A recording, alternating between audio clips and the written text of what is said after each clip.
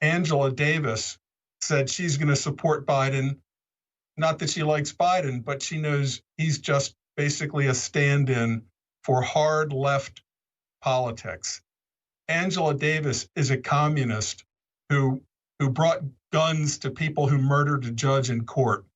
She escaped the country. She became a left-wing heroine. She was, trained by the Soviets while she was out of the country. She later became a lauded professor, a famous professor. A communist terrorist became a professor. Who does that sound like? That sounds like Bill Ayers, whose wife is Bernadine Dorn. They were Weather Underground terrorists also, who were welcomed back into academia and served out full careers. So these guys now are in their 70s, late 70s, and this is their last hurrah. They have never gone away. The same Weather Underground SDS terrorists from the 60s have been influencing the next 3 generations of Marxists coming through college. So now we've got multiple generations of college professors and now even high school professors or teachers that have been indoctrinating students in Marxism. And the fruit is now being born. Another name that you've never heard of, you probably have never heard of, that I'd like to introduce to you, who was a contemporary of Bill Ayers and Angela Davis and Mark Rudd of the Weather Underground, is a guy named Bob Avakian. And Bob Avakian, since 1979, has run the Revolutionary Communist Party of the USA. You'll see on signs at demonstrations in the corner, look for RevCom, and it's revcom.us is their website. But they can't make the word US, the sound US, come out of their mouth. So when you hear them refer to their website, it's revcom.us. That's a tell if a reporter or anybody else is referring to RevCom and they say revcom.us, you know they're one of them. Anyway, Bob Avakian has been a prolific author. He's been around forever.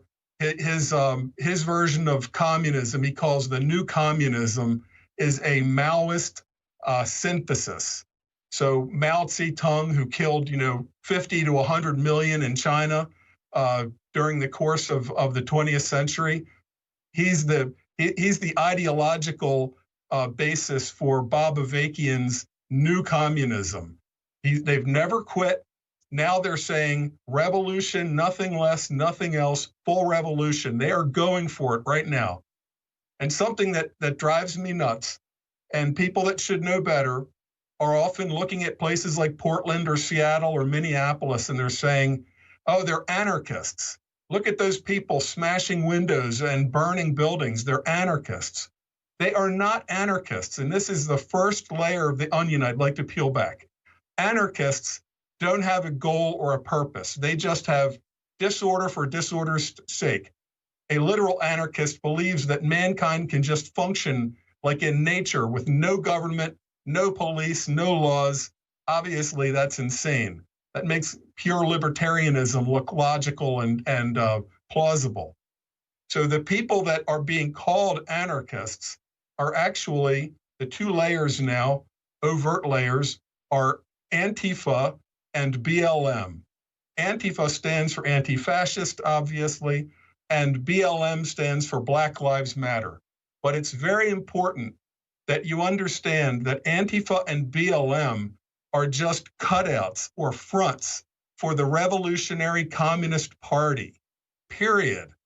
The reason they do this is similar to the reason why corporations will create, corporations that want to shift money around below the table will create a series of cutout corporations, proxies, shell corporations, doing business as fictitious names, so that it's very hard to point directly from, an action on the street to the leadership of the Revolutionary Communist Party. They'll just say, well, Antifa, there's no leaders of Antifa. That has nothing to do with us, an actual organization, with an actual leader, Bob Avakian. Same thing with